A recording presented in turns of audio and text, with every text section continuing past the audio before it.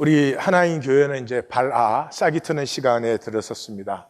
16년간이 이 땅 속에 있는 시간이죠. 씨앗은 뭐 이제 땅 바깥에서 발아되는 식물도 있긴 있어요. 되게 땅 속에서 며칠, 몇 주, 심지어 몇 년 있는 그런 씨앗도 있죠. 근데 우리의 16년은 땅 속에 심겨진 시간이었어요. 땅 속의 시간은 뭐예요? 갈등의 시간이에요. 우리 하나님 교회에서 말씀을 듣는 사람은 갈등하시게 되죠. 그렇죠? 이 갈등의 끝이 껍질이 끼어져서 싹이 터 나오는 것이죠. 제 생각에는 이것이 한 6개월에서 12개월 이 정도 걸리지 않겠나 생각이 듭니다. 이제 싹이 터 나오면 떡잎이 피어야 됩니다. 그러니까 싹이 터 나올 때까지는 씨의 양분으로 이게 자라나는 거거든요. 근데 떡잎이 피면서부터 광합성이 시작돼요. 햇볕을 받아서 에너지를 만들기 시작해요. 그러면 이제 식물이 피어나고 자라나고 꽃을 피우고 열매 맺고 그렇게 되는 거죠.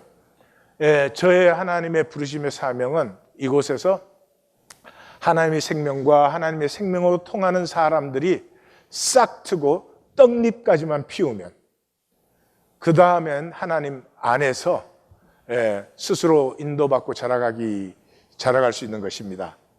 그 시간에 우리가 들어섰습니다. 이 시간의 핵심은 스스로입니다. 스스로. 제가 해드릴 수도 없고 하나님이 할 수도 없습니다. 자기 스스로 이제는 질문하고 말씀을 듣는 대로 이 말씀의 실체가 과연 나에게 있는가 이렇게 질문하셔야 되고, 있으면 어떻게, 없으면 어떻게 스스로 처방을 내리면서 이렇게 가는 시간입니다. 다시 말해서 나비가 이제 꼬치를 째고 나오잖아요. 이때 조금이라도 도와주면 나비는 죽는 것입니다. 이게 스스로 해야 됩니다. 새가 알을 깨고 나올 때도 스스로 깨고 나와야지, 그게 안타까워서 바깥에서 이렇게 깨주면은 새는 죽어버리는 것입니다. 스스로 질문하시고 스스로 선택하고 행동하는 시간이 우리는 들어섰습니다. 자, 이 시간에서 우리가 깨어 있어야 되는 것은 한 가지입니다. 에고에 대해서. 에고의 관심은 이 세상뿐이에요. 다시 말씀드려요. 에고는 하나님, 주여 뭐 다 할 수 있지만 절대로 관심이 아니에요. 관심은 이 세상이에요. 그래서 얼마나 잘났느냐, 얼마나 잘 사느냐, 얼마나 뭐 힘이 있느냐, 에고의 관심은 그거밖에 없어요. 그러므로 이 현상, 이 세상 바깥의 본질 세계 하나님 나라에 대해서 제가 열심히 설명을 한다고 해도 듣고 이해는 하지만 다 지나가는 바람 소리가 되는 것이에요. 그래서 에고에 대해서 깨어 있어야 되는데, 에고는 이제 단절의 허상이죠. 허상이에요. 이 꽃이 만약에 정말 단절되어 있다면 꽃으로 필 수 없죠. 햇볕이 통하고 바람이 통하고 물이 통하고 땅과 하늘이 통해서 이 꽃이 피었어요. 실제는 한 하나님 안에서 다 나온 우린 다 하나예요. 근데 이 현상세계에 우리가 단절되어 있는 것으로 보이잖아요. 이게 허상이에요. 그래서 허상에 사로잡히면 너는 어떻게 되든지 나는 잘 살아야 되겠다. 옆에 심지어 부부가 같은 침대 안에서 같이 잠을 자면서도 옆에가 안 보여요. 물론 자느라고 눈을 감아서 안 보이기도 하지만 단절의 허상이에요. 그러므로 단절되어 있기 때문에 우리는 본질을 만들 수는 없으니까 보이기뿐이에요. 보이기뿐. 그러니까 에고는 보이기가 존재하는 거예요. 그래서 교회를 왔어도 다른 사람이 오늘날 잘 본 것 같으면 은혜 받았다 이래요. 은혜가 뭔지를 모르는 거지. 기분이 좋은 거죠. 속이 허할수록 그때 집착을 해요. 열등의식이 심하거나 자기 존재감을 못 느낄수록 명품이 중요하게 보이고, 뭐 차를 비싼 거를 타면 내가 뭐가 된 것 같기도 하고, 꼭 뭐 좋은 집에서 살아야 되고, 이렇게 속이 허할수록 뭐 당연히 겉에 집착할 수밖에 없죠. 그래서 예수님은 마태복음에서 특별히 3번 산상순 한중간에서 사람에게 보이려고 그렇게 살지 말아라. 23장이 종교에 대해서 화 있을진저, 종교인은 하나님의 화를 받습니다. 예, 그게 성경이에요. 예, 종교에서는 절대로 그렇게 안 가르치지. 그런데 종교장에서 시작을 5절에서 사람에게 보이려고 저들은 모든 것을 한다. 마감해서 사람에게는 옳게 보이는데 그 안에는 위선과 불의가 가득하다. 이것이 하나님 말씀입니다. 근데 에고의 문제는 포기되지 않아요. 왜요? 에고는 가짜잖아요. 그러니까 이 현상에 자기가 리액트함으로 이렇게 존재하기 때문에 이 리액트하는 것을 멈추면 없어져 버리는 거예요. 그래서 결코 포기를 하지 못해요. 그래서 하나님의 말씀도 우리 뭐 하나님의 형상으로 창조되었으니까 다 이해하고 깨달아요. 그러나 절대로 살 수 없어요. 말씀대로 살면 에고는 없어지는 거니까. 그래서 이해로 처리해버려요. 믿음으로 사는 게 아니고 이해로 처리해버려요. 다시 말해서 에고는 자기의 주권을 포기할 수가 없어요. 고수합니다.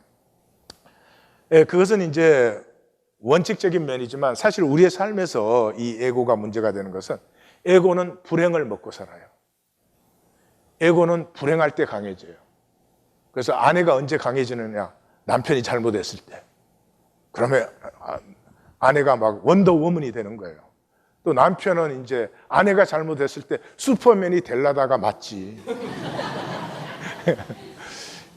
에고는 행복하면 없어지죠. 소멸돼요. 무아가 되는 것이죠. 그래서 이 에고는 불행해야만 되는 거예요. 근데 실제는 불행할 수가 없어요. 내가 생명으로 살아있다는 이유만으로 하늘과 땅과 이 모든 세계를 다 누리는 거 아니에요. 내가 어렵고 힘들어도 죽으면 그게 다 없어지는 거잖아요. 그러므로 내가 여기 존재한다는 것 자체가 행복한 일이에요. 어린 아이들처럼. 그런데 에고는 절대로 행복하면 자기가 없어지니까 행복을 거부하죠. 어떻게 거부해요? 건강해질 때까지는 나는 행복하지 않아. 남편이 뭐 제대로 될 때까지는, 애들이 말썽을 안 부릴 때까지는, 뭐 돈을 더 벌 때까지는. 지금 행복하고 돈 더 벌면 더 좋고 뭐 그러면 되는 것인데 행복을 거부해요. 그래서 행복은 사실 거부만 하지 않으면 우린 다 행복한 것이죠. 그러므로 에고는 구원과 예배와 교통이 불가능합니다. 그래서 종교의식 만든 거예요. 이렇게 종교의식 만들어갖고 예배라고 하는 거예요. 결코 예배가 아니에요.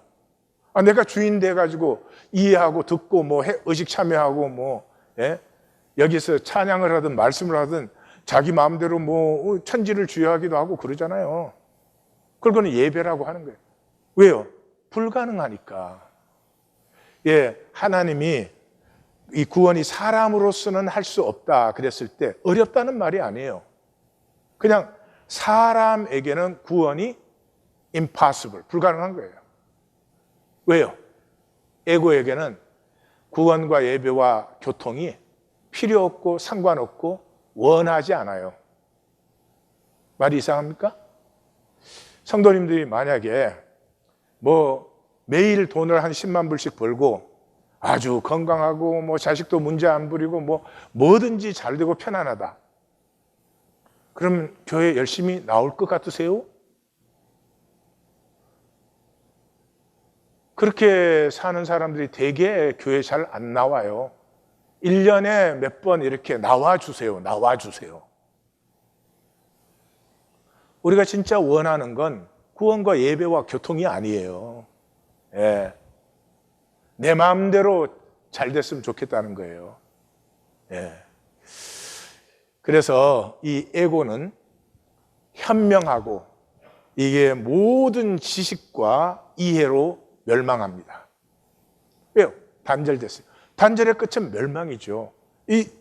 이건 언젠가 죽어요. 단절됐기 때문에. 그래서 이 에고는 단절되어 있기 때문에 이 상황 속에서 내 이익은 잘 챙겨요. 그렇지만 전체가 어떻게 연결되어 있는지, 앞으로 이 경륜이 어떻게 될지 이런 건 하나도 보지 못해요. 그래서 에고의 종교 생활은 종교심으로 해요. 종교심. 이게 하나님 잘 섬기고 하나님에게 잘 보여서 복 받고 싶다는 것이지, 내가 정말로 구원받은 하나님의 자녀가 되고 내가 예배자가 되고 내가 하늘과도 통하고 이웃과도 통하는 그런 삶을 살고 싶다, 그런 것이 결코 아니에요. 오늘 본문은 이사야서 20장에서는 이 이사야는 굉장히 어리석고 나이브해 보입니다. 하나님이 벌거벗고 가라 그래가지고 그냥 3년을 그 백성 가운데 벌거벗고 댕기는 이 어리석고 나이브하고 어떻게 보면은 좀 멍청하게도 보이는 이 사람을 통해서는 구원이 왔어요. 근데 21장과 22장의 셈나는 굉장히 똑똑하고 현명하고 아주 상황 판단이 옳습니다. 그런데 그를 통해서는 멸망이 왔다 하는 것을 보여줘요. 역사적인 정황을 먼저 이제 보시면 722년에 바벨론의 무로닥 발라단이 반란에 성공했어요. 이게 이제 문제였어요. 이게 문제였어요. 그러니까 그 악한 그 압제에 눌려있던 아수르 제국 전역에서 야, 되는구나, 이길 수 있구나, 자유할 수 있구나 하는 기운이 확 올랐습니다. 이 바벨론의 그 반란 성공은 사실은 엘람과 메대가 지원을 해서 이루어진 것이에요. 그러니까 716년에 팔레스타인에서는 대번에 반아수르 기운이 확 올라가서 아수도시 주동을 해가지고 반아수르 동맹을 시도합니다. 거기에 714년에 두로, 아스글론, 에그론이 참여하고 유다도 참여하게 됩니다. 이 유다는 이제 하나님의 말씀을 가진 나라가 돼가지고 이게 문화적으로는 좀, 그러니까 사람들이 글 읽는 사람도 더 많고 문명은 적고 뭐 이런 그 문화적인 면이 있어가지고, 이 유다가 이 반아수르의 정책 기조자가 돼요. 이제 셈나가 중심이 된 것이죠. 그런데 710년에 사르곤이 바벨론을 진압해버리고 그 이어서 이제 이 팔레스타인을 진압하는 것이죠. 이때 엘람과 메대가 710년에 아수르에 맞서서 싸웠지만은 후퇴하고 맙니다, 결국은. 그래서 이때 무로닥 발라단은 이제 탈출을 했고요. 그다음에 유다는 이 이사야가 벌거벗고 백성 중에 3년간 시위함으로 말미암아서 마지막 순간에 반아수르 동맹에서 탈퇴를 합니다. 탈퇴를 해가지고 멸망은 면하는데 어마어마한 이 벌금을 먹였죠. 그래서 성경에 보면은 이 성전에 문에 금을 다 이렇게 입혔는데 그 문과 기둥에 있는 금을 다 뺏겨가지고 겨우 그 아수르의 벌금을 물었다, 그렇게 나오죠. 근데 705년에 이제 사르곤이 사망을 합니다. 하나님의 섭리 참 재밌어요. 사르곤은 강력한 이 정복자였거든요. 그러니까 사르곤이 죽었다 그러니까 이 또 그냥 이제 이제는 뭐가 좀 될 수도 있겠다 하는 그런 기운이 이제 막 올라왔습니다. 그래서 반아수르 기운이 솟아나는 거죠. 근데 이제 사르곤이 죽고 사네립이 등극을 했는데 사네립 역시 사실은 사르곤에 못지않은 정복자입니다. 우리가 이제 36장 가서 보겠지만은 이 사네립은 예루살렘이 아니었으면 절대로 멸망할 수 없는 사람이에요. 근데 이 예루살렘에서 이제 멸망을 하게 됩니다. 그건 앞으로 이제 보시게 될 거예요. 자, 그러니까 사르곤이 죽으니까 도망갔던 무로닥 발라단이 바벨론으로 얼른 돌아왔습니다. 그러니까 팔레스타인에서는 봐라, 바벨론이 다시 살아났다. 된다. 그래서 다시 또 반아수르 동맹을 강화하는데 이때는 셈나가 대표가 되어서 직접 이걸 이끌어 나가죠. 근데 704년에 무로닥 발라단이 돌아왔는데 1년도 못하고 그 다음에 703년에 사네립이 바벨론을 진압해 버립니다. 그리고 무로닥 발라단은 도망가다가 죽어요. 도망가다 죽는데 이때 703년에 엘람과 메대가 바벨론의 군대도 지원하고, 특히 엘람은 이제 활을 잘 쏘는 사람들이에요. 궁수 8만을 지원했는데 그 사람들이 아수르를 저지하지 못했습니다. 그래서 무로닥 발라다는 엄청난 부를 제공하고 엘람으로 망명하려고 했는데, 엘람이 딱 보니까 이제 바벨론 더 이상 도왔다가는 우리가 망하게 생겼단 말이에요. 그래서 무로닥 발라단의 망명을 거부했습니다. 거부해가지고 도망가다가 무로닥 발라단은 죽게 됩니다. 그리고 이미 이 반란 때 엘람과 메대가 바벨론을 지원했기 때문에 자기네들은 중간에서는 끝냈지만 아수르에게는 멸망의 대상이에요. 그래서 645년에 아수르 바니파레에서 그 엘람의 수도 수사가 점령당하고 여기저기 흩어져서 이렇게 반전을 좀 펼쳤지만 616년에 완전히 이 역사에서 사라지게 됩니다. 자, 사네립이 이제 바벨론을 703년에 딱 진압하고 그 병사들을 끌고 그대로 팔레스타인으로 지금 내려오죠. 팔레스타인에 다시 그 반아수르 동맹을 맺었으니까요. 그때 이제 암몬, 아스돗, 모압, 에돔은 잽싸게 이제 공물을 바칩니다. 그리고 아스글론은 망설였어요. 이걸 공물을 바쳐야 되는지 싸워야 되는지. 근데 아스글론은 그 망설이는 사이에 완전히 파괴를 당합니다. 그러는데 이제 유다의 사정은 이제 이렇게 됐어요. 701년에 이 애굽은 지금 이제 구스가 이디오피아 왕조가 들어와 있어요. 근데 샤바카가 원래 이제 그 왕조의 시작인데, 샤바카가 살아있는 동안은 아수르하고 제휴 관계였어요. 근데 샤바카가 죽으면서 그 동생이었던 셰브타고가 이제 바로가 됐어요. 바로가 됐는데 아수르와는 어차피 지금 싸워야 되는 관계죠. 그래서 팔레스타인이 반아수르 동맹을 맺었을 때 얼씨구나 하고, 그 중심이 유다였죠. 703년에는 유다하고 구스가 이게 동맹을 맺었습니다. 그런데 이제 아수르가 쳐들어오니까 구스가 파병을 했어요. 그래가지고 형제가 많았나 봐. 그 동생 타르하가. 그래서 타르하가를 파병을 시켰는데 엘테키에서 구스가 아수르에 완전히 패합니다. 그럼 유다를 지금 잘 보세요. 바벨론이 성공하는 거 보고 여기서 으쌰으쌰 했는데 바벨론은 멸망했지요.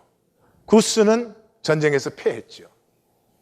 지금 팔레스타인에 같이 있던 도시 국가들은 전부 아수르 편에 붙었지. 그러니까 이게 이 셈나의 이 마음은 절망을 넘어서서 자기 혼자 죽는 거면 죽으면 되겠지만 자기가 나라를 망하게 한 것이죠. 그 안타까움이 표현된 것이 오늘 본문이에요. 사네립의 기록이 대영제국 박물관에 남아있는데 보면은 유다의 그때 사네립이 46성을 파괴하고 20만의 난민이 생겼고 예루살렘만 남아있는 거예요. 그리고 이 아수르는 유다의 성읍들을 아스돗, 에그론, 가자에 다 나누어 주었습니다. 그리고 이제 예루살렘만 탁 넘어뜨리면 유다가 끝나는 그런 절명의 시간이에요. 이 본문의 나레이터, 화자는 셈나예요. 근데 셈나 자신이 아니고 이사야 서클에서 패러디를 한 거죠. 예. 그러니까 이 선지자들이 20장에서 어리석어 보이지만 순종으로 말미암아 구원이 임했고, 셈나가 저렇게 똑똑함에도 불구하고 그 지식과 이해 때문에 결국은 멸망이 임했다 하는 대조를 보여주기 위해서 지금 패러디를 하고 있는 것이 21장, 22장이다. 본문으로 들어갑니다. 해변 광야에 관한 경고라. 사네립이 지금 팔레스타인 침입하는 경로죠. 적병이 광야에서 두려운 땅에서 사막 회오리 바람같이 북쪽 이란의 지금 이란 지역의 고원 광야지대에서부터 병사들이 막 바람처럼 몰려오고 있죠. 혹독한 묵시. 혹독하죠. 바벨론 망해버렸지. 구스는 패했지. 팔레스타인에 함께 하던 사람들은 다 돌아섰지. 유다 혼자 딱 남아가지고 이 아수르의 제국 대군이 몰려오니 그 심령이 어떻겠어요? 속이고 약탈하고 엘람은 가고 메대는 묶였다. 우리 번역은 메대가 에워 싸는 것처럼 했는데 메대는 묶였고 엘람은 후퇴해버렸어요. 그의 모든 탄식을 내가 거치게 하였노라. 이 하나님 말씀하시는 거죠. 그 하나님께서 바벨론의 숨통을 그 무로닥 발라단 때문에 이것 때문에 지금 이사야 선지자가 아무리 말씀을 해도 계속해서 불순종의 역사가 일어나는 거죠. 그 숨통을 내가 단숨에 끊어버렸다. 이제 셈나의 얘기를 패러디로 하는 거예요. 나의 요통이 심하고 여인의 해산에 고통 같은 고통이 나를 엄습했다. 내가 괴로워서 듣지 못하고 놀라서 보지 못한다. 바벨론 멸망의 소식이 703년에 딱 들렸을 때 유다에게는, 셈나에게는 이게 절대절명의 절망이죠. 더 이상 아무런 소망이 없어요. 희망의 서광이 변하여 내게 떨림이 되도다. 희망의 서광. 그 아수르의 압제에서 벗어났더라면 얼마나 좋았겠어요. 독립되지요. 자유하죠. 그 무거운 세금 안 내도 되죠. 더 이상 억압받지 않아도 되죠. 이 반아수르 동맹을 맺어가지고 으쌰으쌰 할 때 얼마나 소망이 넘치고 뭐가 되는 것 같았어요. 그랬는데 그것이 이제는 두려움이 되었습니다. 식탁을 베풀고 파수꾼을 세고 먹고 마시도다. 너희 고관들 방패에 기름을 바르는구나. 환상 부분이에요. 예. 식탁 베풀고 먹고 마시면서 파수꾼 세워놓고는 전쟁 준비가 된 것처럼, 그래서 적군이 들어오면 뭐 싸울 수 있을 것처럼, 예. 그리고 고관들은 방패에 기름을 발라서 아주 번쩍번쩍하게 해놨어요. 들어오면 자기네들이 싸울 거야. 이 유다의 어리석은 전쟁 준비를 조롱하는 것이죠. 주께서 파수꾼을 세우고 본 것을 보게 하라. 주님 파수꾼 세우고 뭐를 봤는지 잘 들어봐. 마병대 나기 때 낙타 때 오는 것을 보거든 귀 기울여 자세히 들으라 하셨더라. 본 것을 잘 들으래요. 그러니까 들으라를 강조하는 건 하나님 말씀을 듣지 않은 너희, 이제는 멸망의 소식을 잘 들으라, 그런 것이죠. 파수꾼이 부르짖어 내가 주야로 파수를 하였는데 보소서 마병대가 오나이다. 쌍쌍이 오나이다. 그 보고에 하나님이 선언하십니다. 함락되었도다 함락되었도다 바벨론이여, 그들이 조각한 신상들이 다 무너져 땅에 떨어졌도다. 그 당시에는 이제 아수르가 멸망했다 그렇게 말하면 아수르의 신이 패망한 거예요. 그래서 바벨론의 신상들이 다 넘어졌다는 것은 바벨론이 멸망했다는 것이에요. 그래서 파수꾼의 보고와 더불어서 6절에서 파수꾼을 채우라 말씀하신 주님께서 바벨론의 멸망을 선언, 함락되었도다 함락되었도다. 그들의 신상은 다 깨어져 부수어졌도다. 10절에서 이제 셈나를 패러디한 고백이 나오죠. 내가 짓밟은 너여, 내가 타작한 너여, 나 때문에 짓밟고 타작당하는 유다여, 내가 이스라엘의 하나님 만군의 여호와께 들은 대로 전했노라. 여기에서 이제 이사야는 매국노적이에요. 아수르의 압제가 얼마나 심한데 최후의 한 사람까지 아수르와 싸워야지. 우리가 일본의 식민지가 됐으면 최후의 한 사람까지 투쟁해야죠. 그게 굉장히 기회주의적이에요. 지금은 아수르하고 싸우면 안 된다. 아수르 강하지 않냐. 예, 그러니까 뭐 참 그 당시 다 이랬죠. 하박국 선지자가 바벨론에 의해서 유다가 멸망할 때 어떻게 저렇게 악한 자들을 사용해서 하나님의 백성을 심판합니까? 라고 항의했던 거나 똑같은 것이죠. 근데 셈나는 굉장히 애국자고, 셈나가 뭐 자기 혼자 호의호식하려고 지금 반아수를 하는 게 아니잖아요. 민족주의자고 굉장히 이 지금 국제 상황을 명철하게 보고 있는 것입니다.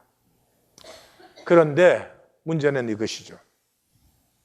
상황은 잘 보았지만 이 상황이 들어있는 경륜은 전혀 보지 못했죠.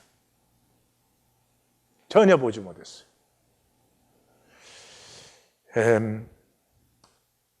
뭐 이때 한 일이 이 멸망 때도 똑같아요. 예레미야 선지자가 매국노고 바벨론에 굴해야 된다. 바벨론의 멍에를 매야 된다. 그러니까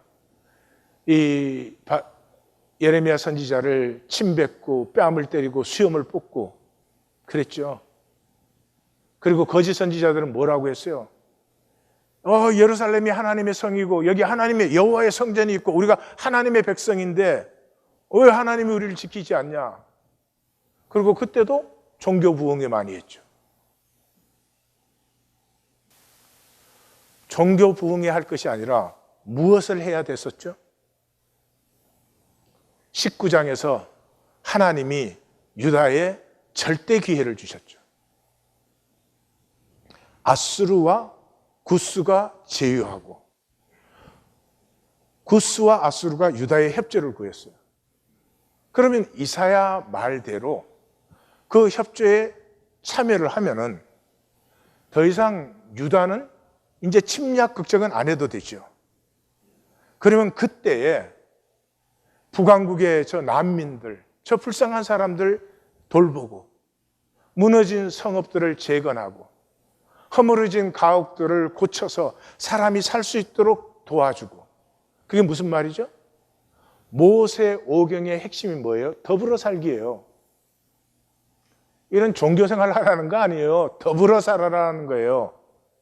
내 이웃을 내 몸같이 사랑하라. 이거 레이기 중심 아니에요.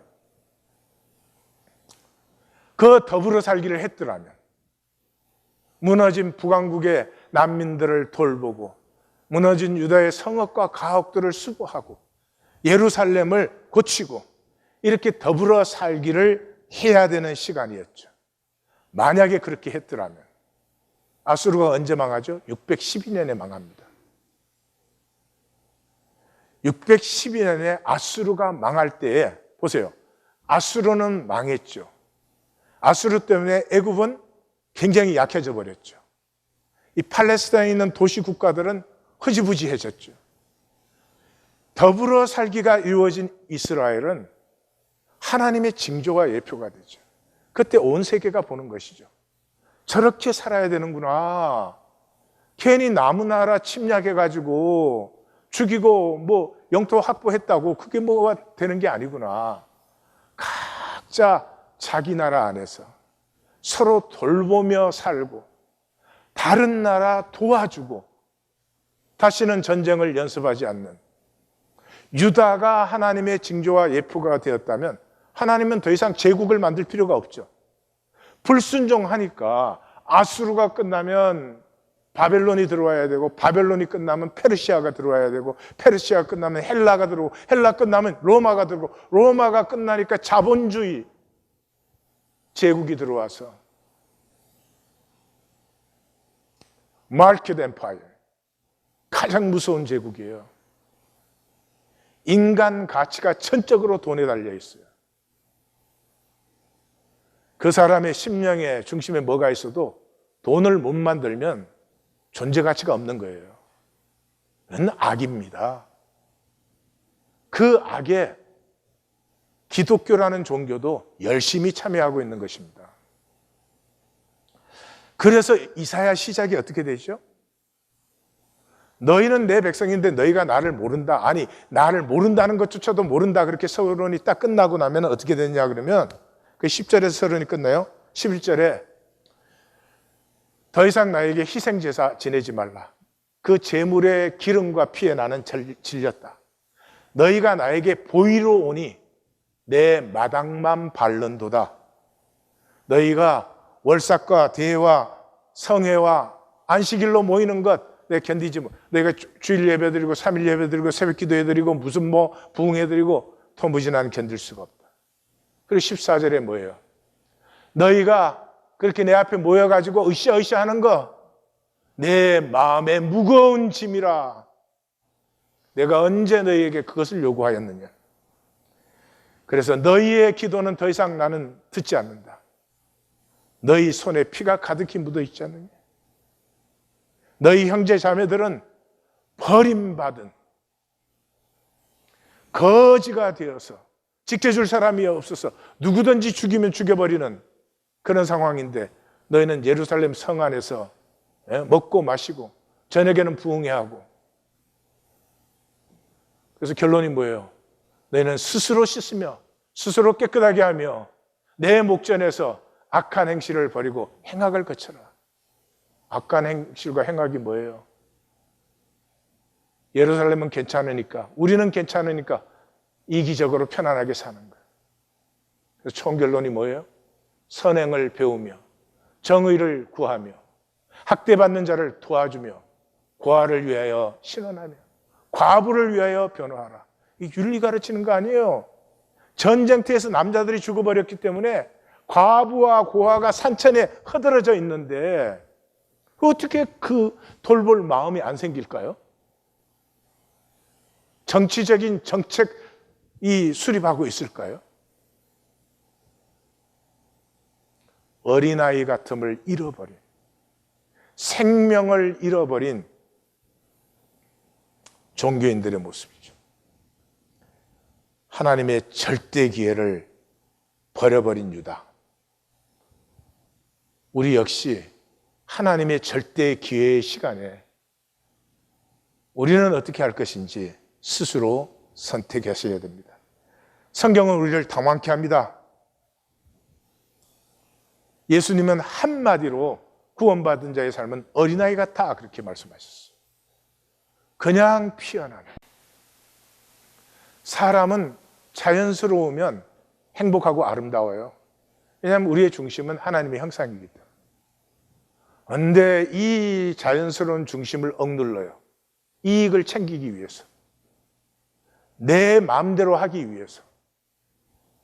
이게 대표적인 본문이 신약에서는 향유 옥합을 깨뜨린 여인의 본문입니다.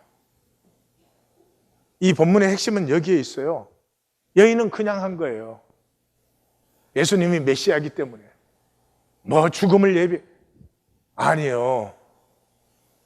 그 죽음의 자리로 올라가시는 예수님이 너무나 안타까운 거예요. 이제 예수님이 죽을 수밖에 없다는 것은 사실은 모두가 보고 있죠. 제자들이 도망가고 가룟 유다가 배반하는 건 시간 문제예요. 그 여인이 향유옥합을 그냥 깨뜨린 그 마음을 예수님께서 그냥 받으시는 거예요. 그냥 받아주시는 거예요. 그게 생명의 역사였어요.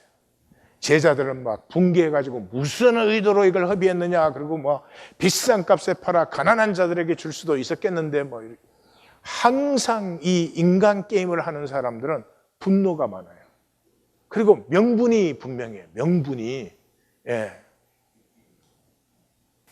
예수님께서 온 천하에 어디서든지 이 복음이 전파되는 곳에서는 이 여자가 행한 일도 말하여 그를 기억하라. 이게 뭐 훌륭한 일을 했다, 다들 이렇게 해야 된다 그런 말이 아니에요. 삶은 내 중심, 더 쉬운 말로 내 양심에서 자연스럽게 피어난 대로 사시면 돼요. 그런데 그 양심을 꽉 억눌러 양심을 그냥 싹 해치워 눈꼽만한 이익을 지키기 위해서 어리석기 짝이 없죠. 이것을 가장 심각하게 말하는 책이 전도서예요. 전도서는 다윗의 서클이 솔로몬을 패러디한 거예요. 그 다윗의 아들 예루살렘 왕 전도자의 말씀 이렇게 이제 표제가 되어 있거든요. 그래서 이걸 다 솔로몬이 적었다고 이제들 합니다. 이게 제대로 읽지 못해서 그래요. 원어대로 하면 The Word of Kohelet, 지혜자의 말씀이에요. 그 지혜자가 누구냐? 다윗의 아들, 예루살렘 왕인 다윗의 아들이다 이 말이에요. 그러니까 다윗의 아들이란 말은 육적인 아들이 아니고 다윗의 지혜, 다윗의 그 전통을 받은 사람의 말이다 이 말이에요. 그래서 똑같아요. 여기 이제 이사야 서클에서 선나를 패러디하듯이 다윗의 서클의 사람이 솔로몬을 패러디하는 게 전도서예요. 잠언은 이제 또 아예 솔로몬이 붙어 있어요. 다윗의 아들 뭐 솔로몬의 잠언이라 이렇게 나오는데 그거는 그 당시는 책을 발행할 때는 유명한 사람의 이름으로 이렇게 항상 발행을 하는 거예요. 그래서 솔로몬을 붙인 거지 그 잠언 읽어보면 솔로몬이 안 썼다고 다 나와요. 섹션별로 누가 썼다는 게 나와. 그런데도 하여튼 기독교는 솔로몬이 썼다고 그래. 솔로몬이 언제 써? 와이프가 1000명인데. 시간이 없어. 이 전도서의 주제가 딱 나오잖아요. 헛되고 헛되며 헛되고 헛되니 모든 것이 헛되도다. 이게 최상급의 헛되도다. 이 세상의 모든 것은. 이 히브리어나 아람어는 단수, 복수가 이렇게 나오면 최상급이에요. 그러니까 Song of Songs. 그러면 최고의 송이다. Holy of the Holies. 그럼 지성소. 최고의 거룩한 장소다. 뭐 이렇게 되는 거예요. 근데 전도서는 아주 간단하죠. 이 섹션들이 이렇게 헤벨로 끝나요. 헤벨. 헛되다, 수증기, 한숨, 더덥다, 뭐 이런 말이에요. 헤벨로 끝나요. 헤벨로 끝난 다음에 마감을 라, 토우브, 아마를 그렇게 해요. 라아는 enjoy, 토우브는 좋았더라. 그 다음에 아마르는 우리 하나님 교회가 많이 쓰는 에르간. 그래서 너의 수고를 즐겨라 그런 거죠. 그래서 이제 2장 24절을 보면 사람이 먹고 마시며 수고하는 것보다 그의 마음을 더 기쁘게 하는 것은 없나니 내가 이것도 본즉 하나님의 손에서 나오는 것이다. 지금 뭐 말하고 있어요? 솔로몬처럼 인간 게임에 뛰어들어가지고 여기에다가 막 제국 비슷하게 하나 뭘 세워보겠다고 몸부림을 치더니 자기 생애도 끝나기 전에 나라가 쫄딱 망해가고 반으로 쪽갈라지고 유다 지파만 남고 11지파가 떠나버렸잖아요. 그러니까 그렇게 솔로몬처럼 살지 말아라. 그래서 이 상반기에는 섹션이 4개 나와요. 왕의 업적과 수고. 여기에 뭐 눈이 원하는 거, 마음이 절거하는 거 다 있지만 그 후에 본 적 다 허무하다 뭐 그런 거. 양극의 시간은 뭐 날 때가 있고 죽을 때가 있고 뭐 심을 때가 있고 뽑을 때가 있고 뭐 헐 때가 있고 세울 때가 있고. 그 심판과 인간 본질 섹션에서는 재판하는 것에도 악이 있고 의를 행하는 것에도 악이 있다. 의로운 것은 하나님의 심판밖에 없다. 고난속의 이름 여기에서는 이제 다윗의 자기 얘기가 나오죠. 나는 가난한 젊은이였다. 왕에게 고난을 받았는데 이 경고받을 줄을 모르는 둔한 왕보다 이 가난한 경고받을 줄 아는 가난한 내가 더 복되었다. 이런 얘기가 나와요. 여기에 전부 다 그거 다 헛된 것이다. 그 헛됨 속에 그러면 그런 헛된 세계를 하나님이 왜 창조하셨느냐? 순간순간에 생명의 신비를 보라. 아프면 아픈 대로 즐거우면 즐거운 대로 생명의 신비를 보라. 그게 얼마나 아름다운 조화와 교통이 이 허무한 삶 속에 계속 일어나고 있느냐. 마귀에 쏘가가지고 국고성 병고성 세우러 댕기지 말고 내 아내와 자녀와 친구들과 생명을 그냥 소박하지만 행복하게 누려라. 이게 전도서예요. 그래서 그 중심이 6장인데 6장에서 그렇게 말해요. 그가 비록 1000년의 갑절을 산다 할지라도 행복을 보지 못하면 마침내 다 한 곳으로 돌아가는 것뿐 아니냐. 몇천 년을 산다고 해도 누림이 없으면 무슨 소용이 있겠느냐. 에고는 누림이 없어요. 에고는 누리면 없어지니까. 에고는 항상 뭐예요? 그죠? 막 돈이 어려울 때는 몇만 불만 지금 당장 있어도 좋겠다 그래요. 몇만 불만 있으면 그 다음에는 그래서 하반부에 가면 새 섹션이 나오는데 지혜자, 우매자, 악인, 의인의 섹션이 나와요. 거기에는 능히 알지 못한다는 말이 3번이나 나와요. 내가 하나님의 모든 행사를 살펴보니 헤아려 행해지는 이를 사람이 능히 알아낼 수 없도다. 사람이 아무리 애써 알아보려고 할지라도 능히 알지 못하나니 비록 지혜자가 아노라 할지라도 능히 알아내지 못하리로다. 내가 이 상황, 지금 국제정세, 지금 스탁마켓이 어떻게 될 거냐 다 신경 쓰잖아요. 그걸 안다고 쳐야 지금 잠깐의 상황을 알 뿐이지 그 섭리와 경륜은 사람이 알 것도 아니고 사람이 알 필요도 없는 것이고 살았든 죽었든 결국 하나님의 주권이다. 그래서 9장 9절은 내 헛된 평생의 날 곧 하나님이 헤아려 내게 주신 모든 헛된 날에 이 현상은 분명히 헛된 것이에요. 내 사랑하는 아내와 함께 부부만 살아라 그게 아니고 성경은 아담과 이브를 얘기하는 거예요. 즐겁게 살지어다. 가족과 친구들과. 친구가 몇 사람이나 있어요? 진정한 친구는 두세 사람이 있기 힘들어요.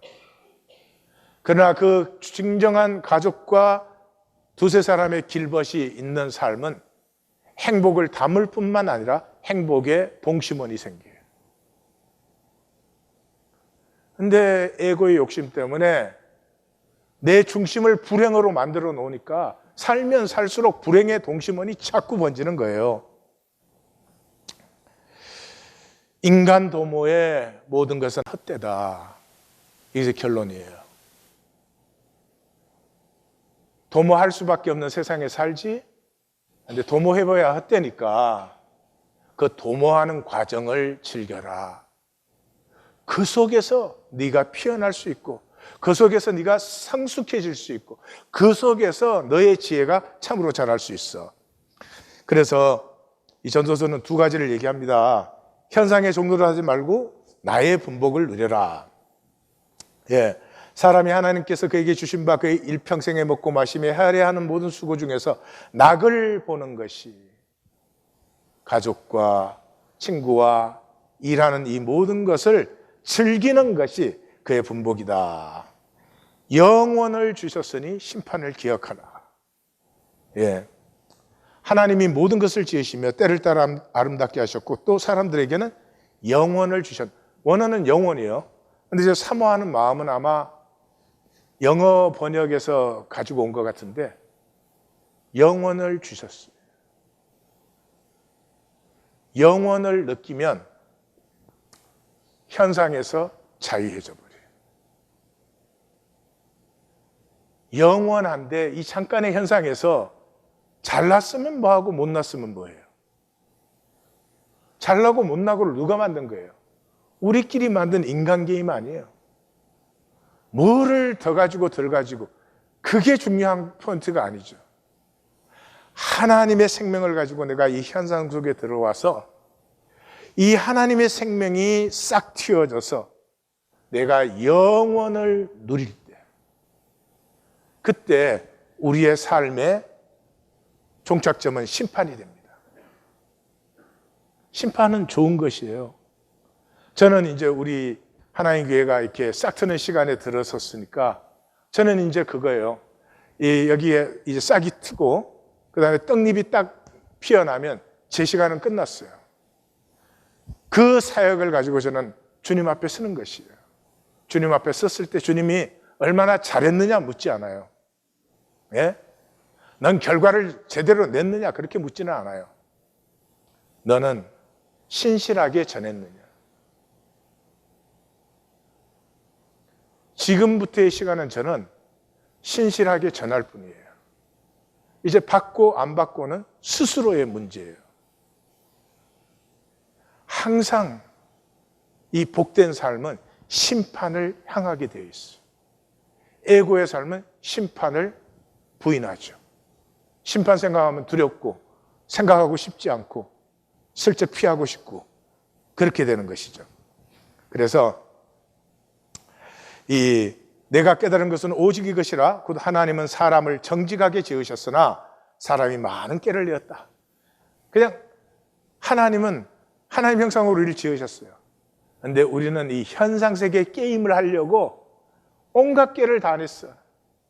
그 꾀 때문에 몸과 마음에 병이 생기고 밤에 잠을 못 자고 밥을 먹어도 소화가 안 되고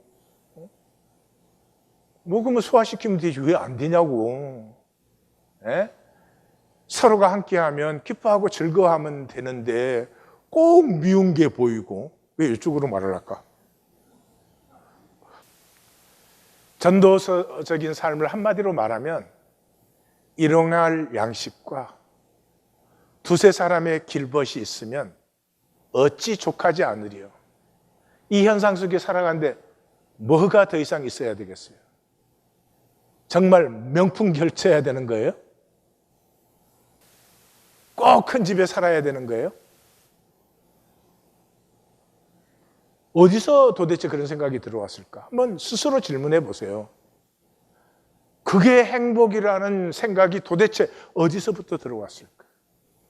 왜 그 허상 때문에 나는 내 일생을 내버리고 있는가? 구원은 누구든지 원하면 받습니다. 구원을 원하는데 주지 않으시는 하나님은 절대로 아니십니다. 누구든지 주의 이름을 부르는 자는 구원을 받으리라. 예, 주의 이름입니다. 주는 하나밖에 없습니다. 예? 주가 여러 개면 주가 아니요. 그런 다른 주야. 뭐 아침 이슬, 뭐 처음처럼 이런 주. 주는 하나요, 하나. 어? 주님 봐도 주, 돈 봐도 주, 뭐 좋은 거 봐도 주, 그건 주가 아니에요. 주의 이름을 부르는 자는. 이 사람은 원함이 있는 사람이에요. 원한다는 말은 그 한 가지를 원하는 것이에요. 그것도 원하지만 저것도 원해. 그건 욕심이지 원함이 아니에요. 원함은 봄에서 피어나는 거예요. 봄이 있어야 돼요. 이 허상의 인간 게임 속에서 무한과 영원과 본질이 보일 때 원함이 피어나는 거예요. 어지러운 욕심이 정리되어 버릴 뿐만 아니라 절망을 만나요. 내가 정말로 원하는 것은 내가 가치 있고 아름다운 존재가 되기를 원해요. 높은 차원을 살고 싶어요.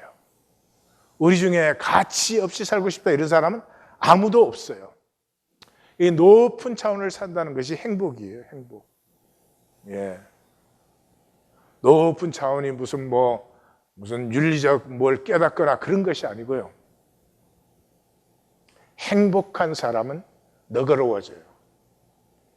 가까이 다가오는 사람을 누구든지 복되게 해줘요.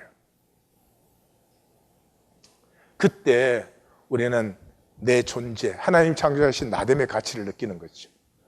1820 데일리 브레드는 바로 그것을 하는 것이에요. 원함이 있기 때문에 가슴 깨어진 사람들, 자기 절망을 만난 사람들이 어린아이같이 되어서 서로 친구 되는 것이에요. 예. 어린아이같이 되면은 친구는 그냥 되는 거예요. 애들은 그냥 만나면 친구가 돼. 어른은 그냥 만나면 왼수가 돼. 신기한 일이에요.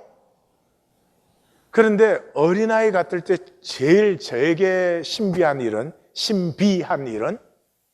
홀로 서기와 함께 서기가 동시에 이루어져요. 제가 이제 젊을 때는 그런 생각을 한 적이 있어요. 우리 궁정한 성도가 성격이 뚜렷한 사람이에요. 그래서 제가 이런 생각을 했어요. 내가 좀 양보하고 맞춰주자.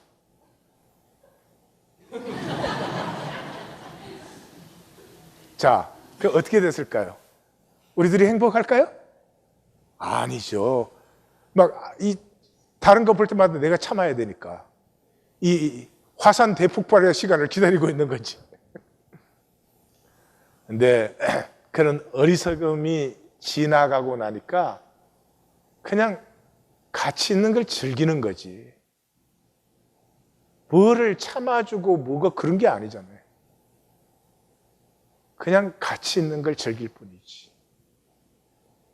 그러니까 내가 참아주는 입장은 함께 서기를 하려면 홀로 서기가 방해를 받고 홀로 서기를 하려면 함께 서기가 방해를 받아요. 어린아이 같이 되고 나면은 그 신기해요. 그냥 홀로 서기 함께 서기가 동시에 되는 것이 복 중에 복이죠. 지난 16년간 우리는 원함을 가꾸었습니다. 원함을 가꾸었어요. 이제 그 원함을 만남으로 절망하든지 내게서 피어날 수 없는 것이구나 하고 절망하든지 아니면 그 원함을 피하든지 그 피하고 계속 종교 생활을 하든지 그런 것이죠. 오클랜드 아틀레틱스 야구팀이 2001년 시즌이 끝났을 때 그 자기들 팜에서 자라난 선수 중에 슈퍼스타 3명이 그 안에 있었습니다. 근데 이게 프리 에이전트가 되면 선수 가격이 올라가요.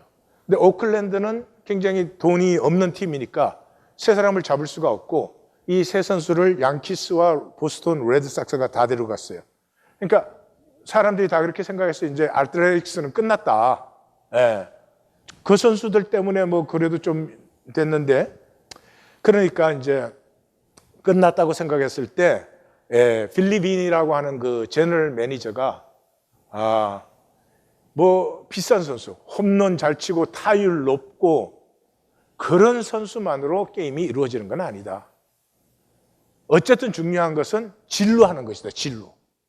그러니까 뭐 맞고 나가는 애든지 끝까지 기다려서 포볼로 나가는 애든지 막 이상하게 달려가지고 수비수가 그거 보느라고 에러를 하게 만들든지 하여튼 그렇게 잘 나가는 애면 된다. 그러니까 그런 선수들은 이름도 없고 값도 싸요. 그래서 그런 선수를 주축으로 이 야구를 새롭게 정의하는 거예요. 왜냐하면 그때는 하여튼 돈 있는 팀이 항상 우승하는 거예요. 비싼 선수 막 데려다 놓으니까. 그런데 그 방식을 모두가 의심했죠. 이게 될 일이냐. 근데 2002년 시즌에 그해 오클랜드가 20선 연성. 입이 딱 벌어져야 돼요. 네. 그러다 졸려. 그리고 그해 그 디비전 우승해요. 103게임을 이겨요. 되게 90 몇 게임 플러스 게임 이기면 이제 디비전 우승하는데 103게임을 이겼어요. 그게 양키스와 똑같이 이긴 거예요. 양키스도 103게임을 이겼어요. 근데 똑같이 이기는데 돈은 오클랜드 에이스가 30%밖에 안 들었어요. 그것을 이제 머니볼이라고 하는 그 작품으로도 나오고 영화로도 나왔어요. 종교로 모여가지고 항상 핵심은 돈 거두어 들이는 데 있고 이 안에서 인간 게임을 펼쳐가지고 누가 중요하냐 누가 중요하지 않느냐 누가 주도권을 잡느냐 그런 얘기를 하면서 한 번도 우리가 얼마나 존귀한 존재로 하나님께서 창조하셨는지 우리의 중심이 그냥 피어날 때 계산과 게임 때문에 감추고 억누르지 아니하고 우리의 중심이 그냥 피어날 때 돌로 떡 만들려고 다니지 아니하고 어느 자리에 있어도 내 있는 자리에서 감사하며 내 있는 자리의 것을 누리고 즐거워하면서 나는 한 것이 아무것도 없는데 그 하나님의 중심이 내 안에 자라가면서 나를 통해 행복과 복의 동심원이 점점 넓어져서 내가 뭘 한 것이 아니라 내가 함께하는 자리에는 하나님의 은혜가 피어나고 있음을 만나는 생명으로 들어가는 더 이상 이런 종교 조직의 행사가 아니라 하나님의 형상을 가진 사람들이 하나님 임재 안에서 서로 통하며 생명의 아름다움을 피우는 하나님 교회는 We are here to change the game. 다른 교회보다 조금 더 모이는 교회 만들려고 했으면 그건 별로 어려운 일 아니었습니다. 예. 제가 학생 때부터 조직과 동원에 능하다는 말을 받았습니다. 그리고 거의 절망했기 때문에 하나님의 인도를 받을 수 있었던 것 같아요. Let's change the game together. 하나님이 창조하신 존귀함을 피워내는 우리 하나님 교회가 되기를 원합니다. 기도하십시다.